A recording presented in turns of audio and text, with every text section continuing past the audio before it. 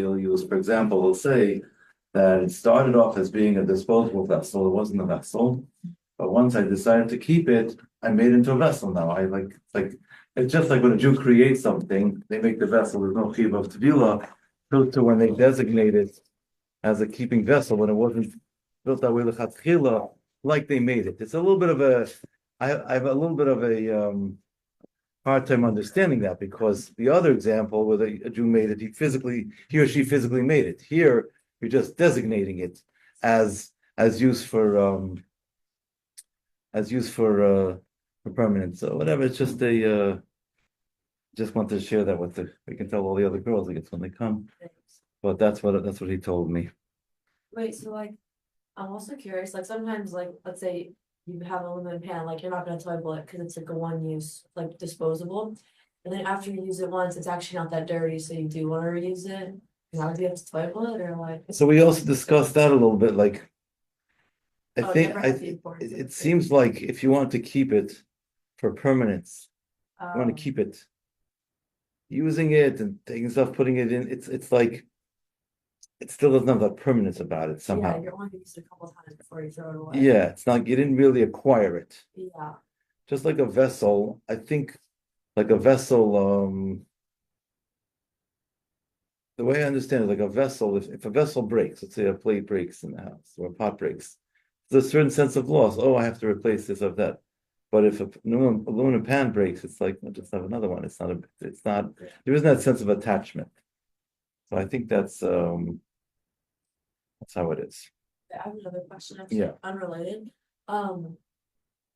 Like, let's say this happens to me before, like I buy like some food and it comes in like a glass jar, Yes. like, let's say a pickle jar.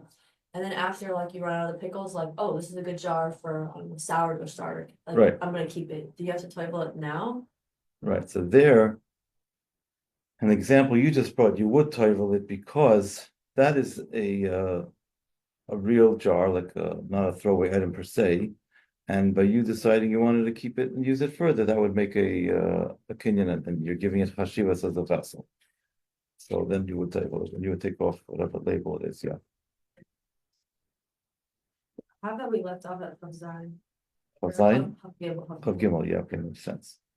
So what is the gather of clay seudah? So we know that the reason why we have to table vessels is because the story of the clay midya and the vessels that were taken from the loot. So only those are under the obligation of Tevilah. Now the question becomes, how do we define clay seudah? Keilim asher shimushim la'achila v'lishtiyah. Vessels that are used for eating and drinking, could go into halachas like a plate, a kois, and a cup. V'chein clay bishul, and also vessels that are used for cooking. Afiyah, baking, tigun, roasting, going kedera, like a pot, sear, machavas, a pan. V'chein kelim shemechina behem es hamaychal. Vessels that are used for a food, k'meisakin, like a knife, mesanenes, a strainer, pumbia machteshes means a grinder, kolelu nikro clay soda, which means to say any vessel that's used directly in correlation with food preparation.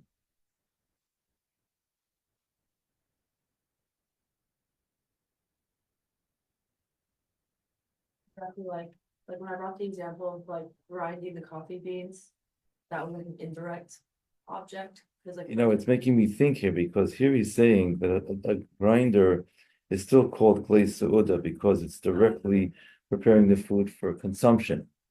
I guess I was mistaken. I thought, because there is a difference, for example, if you have a storage vessel, let's say I have a glass jar that I only use to store grains, or I store food in there.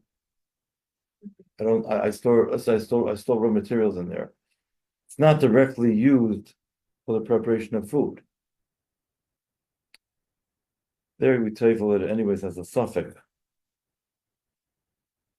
So it comes out from here that you would have to table a grinder. The blade itself, that is. Not that if the rest of the housing unit is plastic, then you get into that whole discussion that we table without a bracha, just as a hiddur, but there's no chiyuv. Yeah. sorry, question. It's not like, it's more, I guess, like when we're reading inside with you, like, and he talks about like toiling things and like you can put it upside down for 3 days. But like some like I'm just curious, is this like a blanket statement that everybody does, or is there like room to be strict or not? Because like in the past, with something that's like a plug-in, I have asked like my rub, and he was saying that if it has a plug, like he doesn't really plug it in and do the 3 days upside down. He'll like take it apart, the pieces, and like if he gives me this sock, like I shouldn't feel guilty, right? That like I didn't. No, you can take it apart, but it has to be done what's called a Maisa Uman, meaning you're not just unscrewing the plates.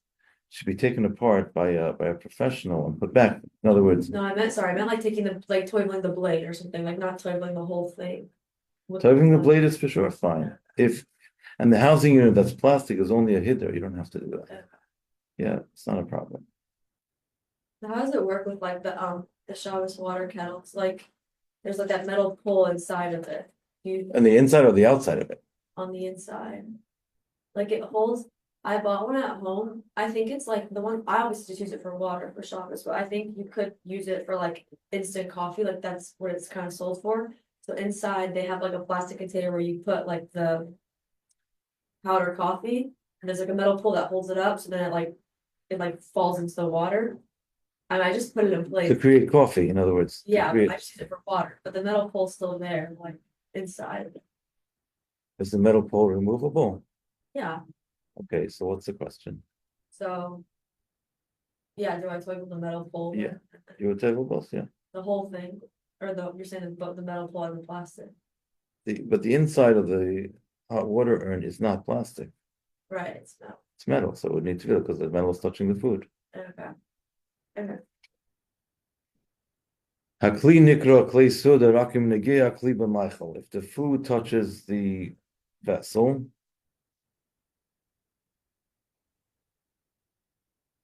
hatzmei al besis hakli, but the base of a vessel sheinu mechuba lekli that's not attached to the vessel, ein etzorach tevila. So, for example, when you have a range in a kitchen, the grates that are used, and on it you put the pot on the stovetop, or in the oven, because it's not considered the societal norm to bake directly on the racks in an oven. But they get dirty and everything. In a toaster oven, it's different. It is a norm. But in a regular oven, it's not really the norm. But the type of grate or the type of spit that you would use to put the food on directly, that would require tevila. For example, a toaster oven or a barbecue spit. So too, a vessel that the way it's used is that you put the food inside nylon in the yard. You only put it in there with plastic or paper. For example, like a vessel that holds sacks of tea or packets of sugar. In other words, the contents are not actually touching the vessel, then ein tzarich tevila, would not need tevila. Aval klisha persim alav mapa in the yard, but a vessel that you spread over a cloth or a paper, derech mashal sal shepersim alav mapa, manichem by lechamim, a basket that you put bread inside, and you the wicker basket or the wicker is made out of wood, it wouldn't be a problem, but ein ze hefsek l'tzarich tevila.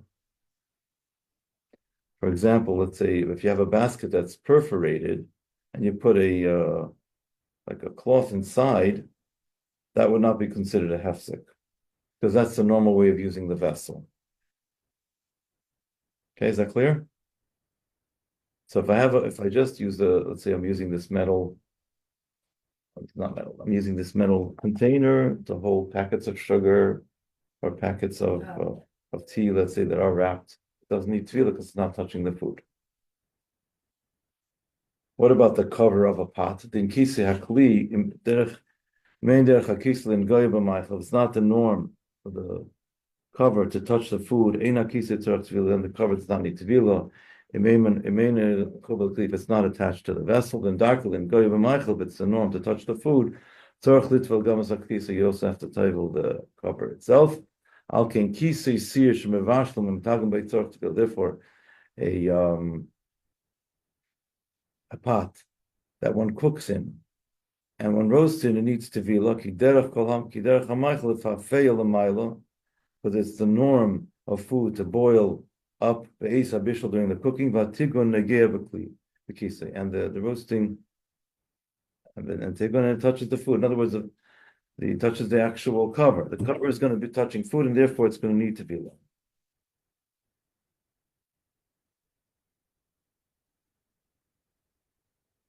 It's a very interesting halacha. A bottle opener or a can opener, right? You don't have to table them because they're not designed to touch the food.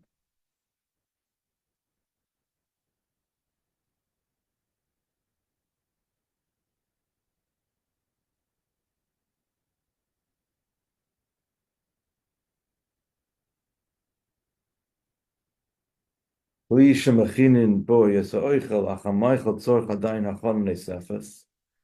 vessel that's used to prepare food, but the food needs a further preparation. Could go in sakin shchita, a shchita knife.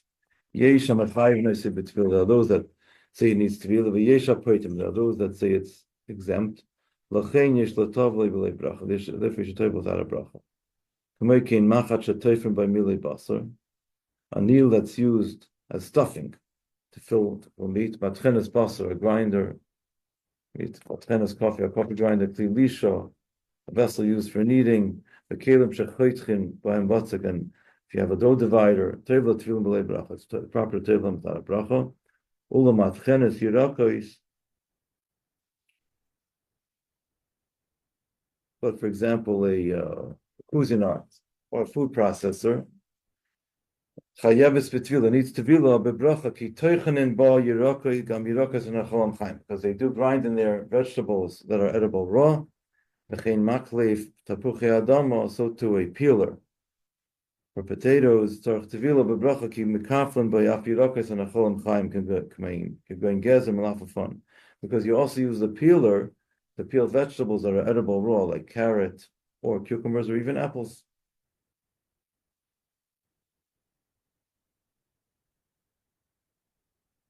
The things that you do without a bracha. So the next halacha gets to things that you can take without a bracha.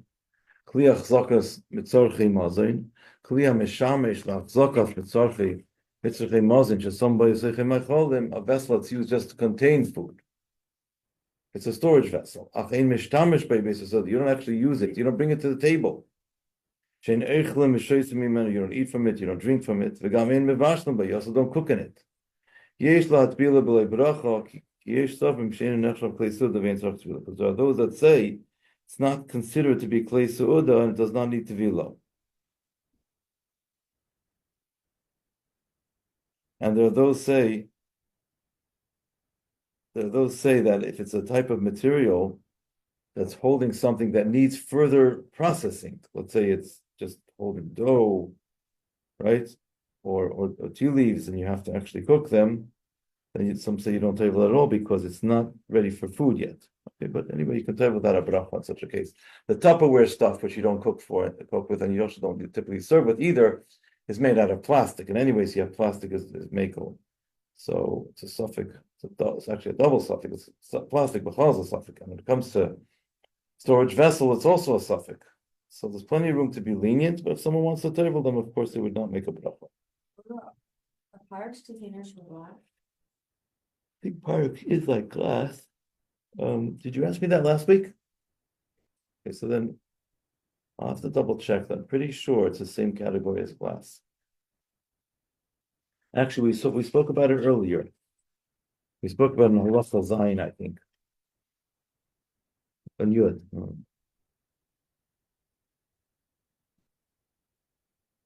Yeah. At the end of Yud, it says, making crystal, klizuchuchis, chasinas eish, which is Pyrex. Those are really glass. They need to fill. but so then, I mean, like realistically, you would never toivel like probably would never toivel like the tops without the container, but like the tops are like rubber or something, right? They're not Pyrex. Plastic, I think. Oh, they're plastic. Oh, the you're plastic. right. They're plastic with There's like, no- I think the sides are rubber. So then There's no the, chiyuv, but total, yeah. And if you want to be machmir, there's no chiyuv. Halach of test gets into the category of how somebody designates the vessel. Agdaras klei suda tuluya, the classification of klei suda is dependent lama yichada koina isi, how the person who bought the vessel designated it. It's not dependent on the intention of the one who created it. Somebody buys a knife that's designed, it's meant to eat, to cut. They buy a knife that's going to be used. Normally it's used in the kitchen, but they use it to cut papers. They don't have to table it. Even if in the beginning they bought it for a meal, they changed their mind. They decide they're only going to use it for paper. It doesn't need to be allowed. A vessel that was not used for food, derech mashal, for example, scissors that are used to cut paper. If someone decides they're going to go to Staples, buy themselves a pair of scissors, and they're going to designate it to cut vegetables in their kitchen, or cut chicken, whatever it is, then it needs tevila because they're designating it as klei seuda.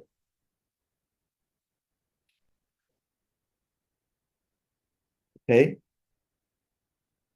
So how a person designates it will determine whether or not it's mechuyev tevila or not. Is that clear? Halacha lamid.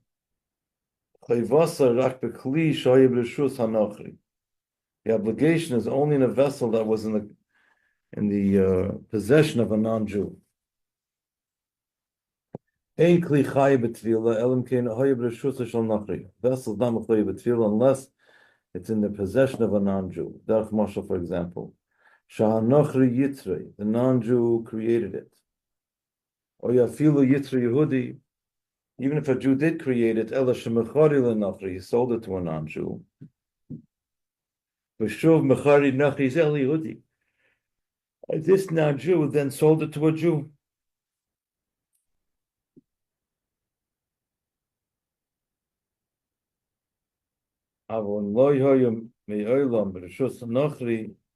If they never were in the rishus of a non-Jew, there's no chiyuv of tevilah. They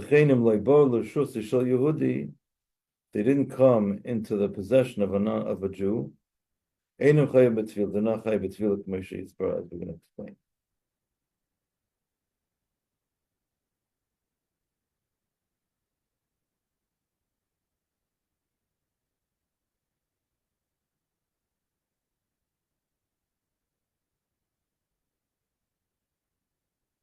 Now we're going to get into halacha lamed aleph. You'll have a factory sometimes. You can have 100 workers who are not Jewish, but the owner of the factory is Jewish. So even though the actual vessel was manufactured by non-Jews, since it was owned by a Jew, it's not going to be mechayev tevilah. It doesn't need tevilah because it's owned by a Jew. Someone buys a vessel that was made in a factory owned by a Jew. They don't have to table it. Even if the workers are not Jews. So too in the reverse. A vessel that's used in a factory of non-Jews, tzorach tevilah needs tevilah, even if the workers are Jews.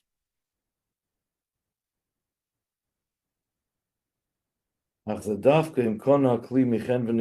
specifically in a case if a Jew bought the vessel from a Jewish merchant.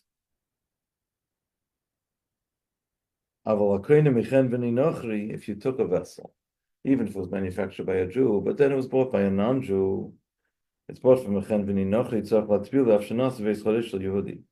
Even if it was made by a Jewish factory, if it was bought by a non-Jew, you still have to table it. Afilu nasa kli bebeis charesh shel Yehudi, even if the vessel was made in a factory owned by Jews,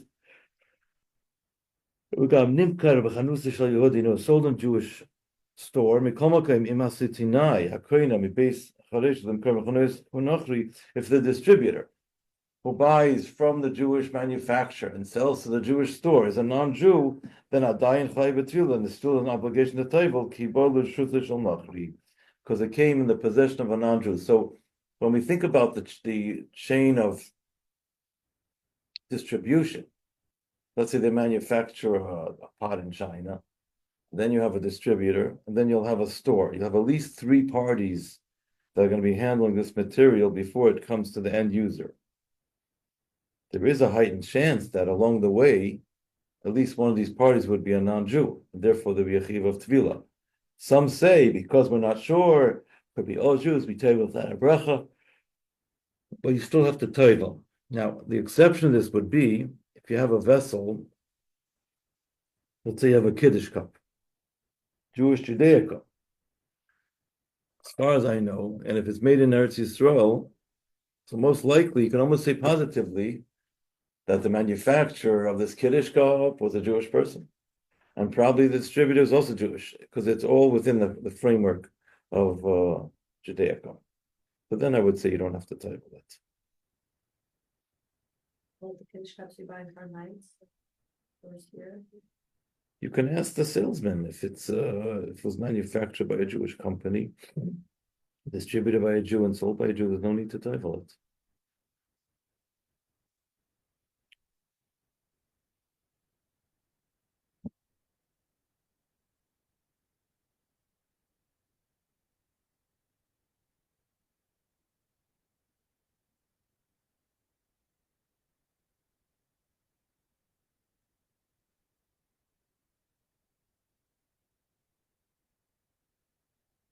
Allah Lamed Beis.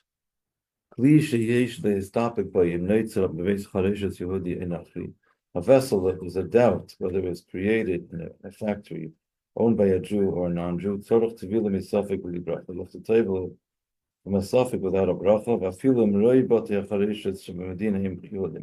Even if most factory owners in this country are Jews. Same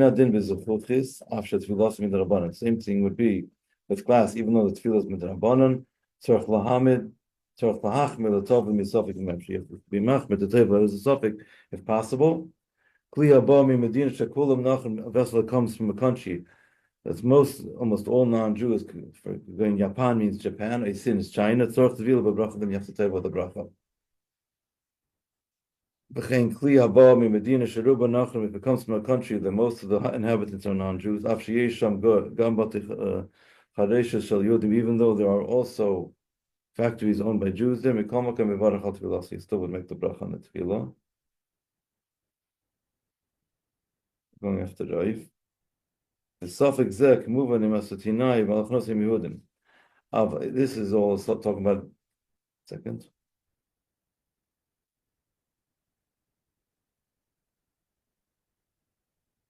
Yeah, so if it's coming from a country, it's mostly non-Jews, you would make a bracha. This is talking about as long as the distributors are all Jewish, but most of the manufacturers are not Jewish, therefore you're going to make the bracha. If one of the distributors are non-Jewish, as we said earlier, then for sure we need to be table with a bracha because you have a non-Jew owning it and it's ownership. Today things got even more complicated because on Amazon you have things being sold on consignment, you have things who owns it, right? So someone's selling on Amazon. Does Amazon own it? Does the owner? So this becomes a very involved question and how it's structured. And Halacha Lamed Gimel is that the chiyuv of tevilah is once the vessel comes l'reshusei shel Yisrael, it comes into Jewish possession, the Jewish hands. Ein hakli chay b'tevilah ad sheyetzi mireshus hanachri. The vessel is not mechayev tevilah until it leaves the possession of a non-Jew. V'yikones l'reshusei shel Yisrael, and it comes into the possession of a Jew. L'chein hashoye lo yasoicher kli minachri. If someone borrows or rents a vessel from a non-Jew, you're allowed to use it without tevilah, as long as it's a kosher vessel. it's permissible. If someone buys a vessel from a non-Jew, and then he lends it to his Jewish friend, also Gamli Yisrael Hasheni, the second Jew is not allowed to use Lishtamish by Tevila without Tevila, Kikvan is Chayiv Akli B'Tevila, because the vessel already became obligated with Tevila B'Shus Ba'Lavei Yisrael, came into the possession of the Jewish ownership. Is that clear? I mean, like, if you have, let's say you're at someone's house who, like, for whatever reason keeps kosher, but like doesn't table their dishes. That's the next halacha. Okay, so If someone is a guest in someone's house, they didn't table the vessels. If someone's a guest in someone's house who didn't table their vessels, also you're not supposed to eat off the dishes or the cups that are chayav tvila. Ki also lehishtamesh b'kli terem nitzbal. You're not supposed to use a vessel before Tevila. By using the vessel, you're mishtamish at using it. You should ask a Rav how to deal with the situation. In a certain way, a dry food is easier than a liquid food because a dry food holds its own. It's not really being held by the vessel so much. Now, we also said, which means to say that this question is talking about using the vessels of the person who didn't table them. That's a lechatchila question. Can I go and use the vessels?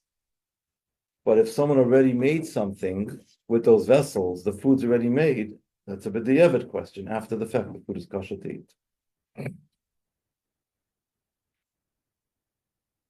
Follow? like someone, you're saying the BDF is like if someone like Someone already cooked the brings food. it to you. Yeah, it's already cooked. It's already made. Oh. Well, lechatchila, you shouldn't eat off those vessels. You can put on some other plasticware or something. Is there any difference? I kind of feel like there's not, but like if you just like drink water and just hold the liquid up, and it's not conscious question.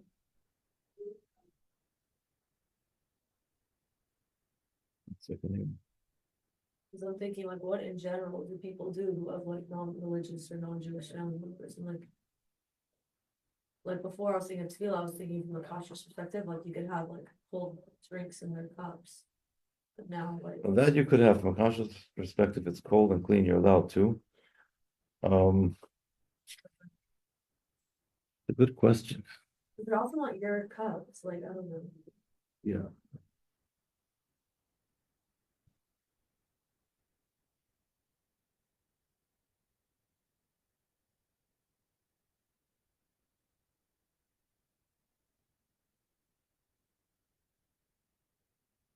Could be room for leniency under a very strong case of duress. How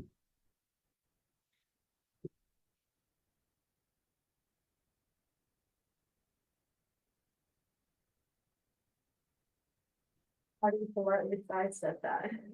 A good question. I'm thinking about it. It's getting me thinking.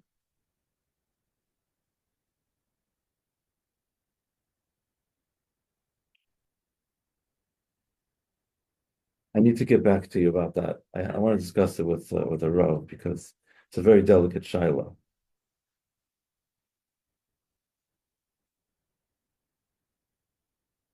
In a way, what you're asking, when it comes to kosher or not kosher, if someone doesn't keep kosher, understands it's not kosher, so you can't eat out of the vessels.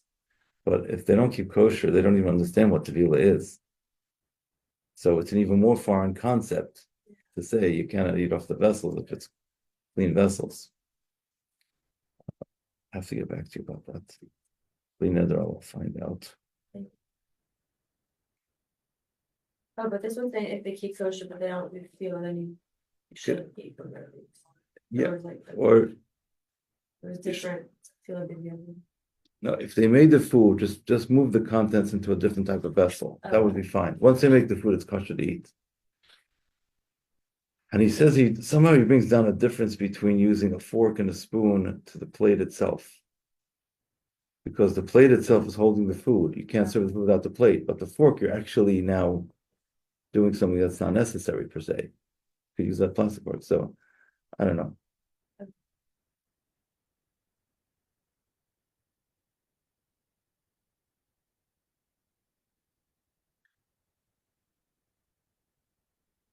If someone buys a utensil, bottle, it has a lot of different food. Let's say you're buying a dip and it's coming in a mason jar. You don't have to empty the contents to be able to table the vessel. Why? Because you're buying the contents, and the vessel is just the distribution vessel, right? It's meant to carry the contents. Some say you can even eat it from that actual vessel. After you empty the vessel from its contents, but after you empty the contents, then you cannot reuse it without toveling it first.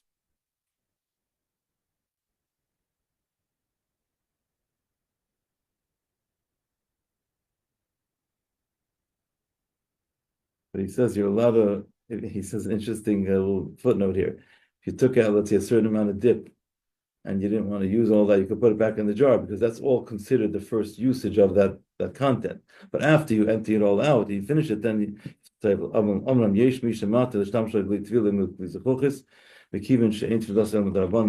lenient. If when it comes to a mason jar, because it's only rabbinic, it's only plastic. Excuse me, it's only rabbinic because it's glass.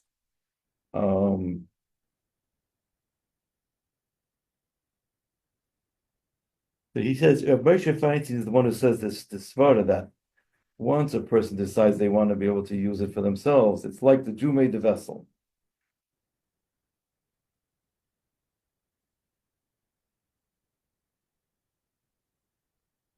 But so he says over here that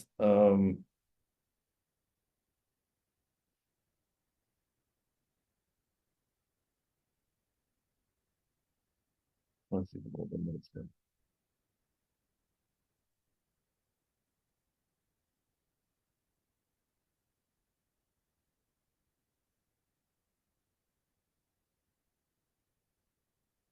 There are some opinions that are lenient about it, but better to tell you about bracha.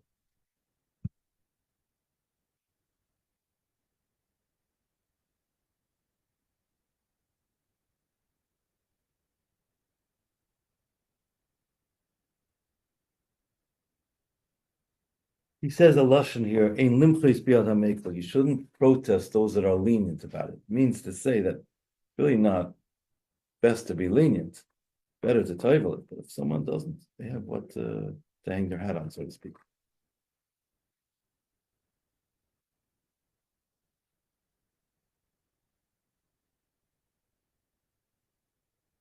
I'll tell you, how does the tefillah work?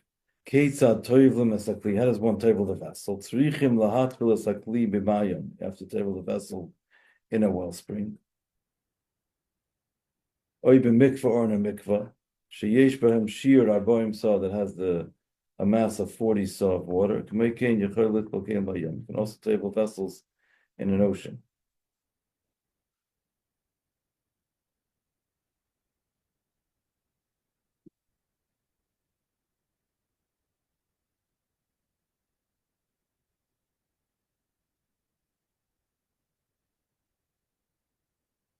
The water has to touch all parts of the vessel, from inside or outside. Getting the alarm.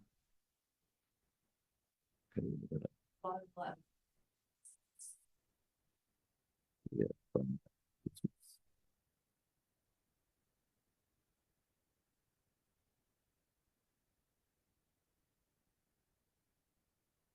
Okay, so stop by Dinichatzitz up to no.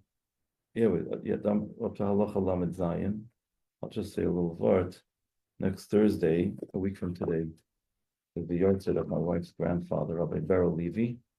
He was He bought the OK kosher certification in the 1960s from a Dr. Goldstein, who was a chemist who started the organization. But he was a very interesting person, and he had a lot of shlichus. He traveled extensively, part of it for his kashrus work. He was in the Philippines and he was in Russia. So while he was traveling for his kashrus work, the Rebbe did work for the Rebbe also. He did like a lot of communal work, like Chabad type work, hafetza, spreading Yiddishkeit. So it was in the Philippines, and there was a shul there that didn't have a mechitza, and the mikveh was not kosher. And he encouraged them and inspired them to get a kosher mechitza and to have a kosher mikveh. I think he may have said a lashon to them, if God's not welcome here, I can't. I asked him why he's not davening here. But he was a very fascinating person. He was a very he had a lot of he was very strong in his beliefs. He was not afraid. So my father-in-law, Rabbi Daniel Levy, of blessed memory, his son told me this story. He was in Russia together with his father, and they were being followed by the KGB routinely. It happened all the time. So an officer, so his father says to his son, he says, come. He turned around, the grandfather, Rabbi Levy, and he starts chasing the KGB officer who was following him. And he ran to a store. It just showed how he wasn't afraid. And there were many stories. There was one other story which was very fascinating. I don't understand exactly how I never met him personally, but how his inner operating system worked. But he didn't have any fear. He was staying in a hotel, and he would go and visit the shul in the morning, and there was a KGB officer in a Mercedes, like 150 feet away from the hotel, that was following him. So one time his taxi didn't arrive at the hotel. He was going to go to shul. So he walks down 150 feet to the Mercedes, knocks on the window. The officer, a stone-faced officer, who else knows, he says, officer says, I know you're going my way. Can I get a ride? The guy was not amused, but he had that, another time, and they used to come with him and his wife, grandmother, Mrs. Levy, Rebbe Levy. Her yahrzeit was just last week. They used to come with a camera, take pictures so they can pose as tourists, as to be able to get into the country. A lot of stories. Remind me next week, I'll tell you some more stories. All right, have a good Shabbos. Sure. It's a shame. Another student who's not here, she had a question about kosher pizza food. Yikes. Yeah. She sent me this article. I read it the website. I just wanted to know. I don't know much about that. Article about country. Well,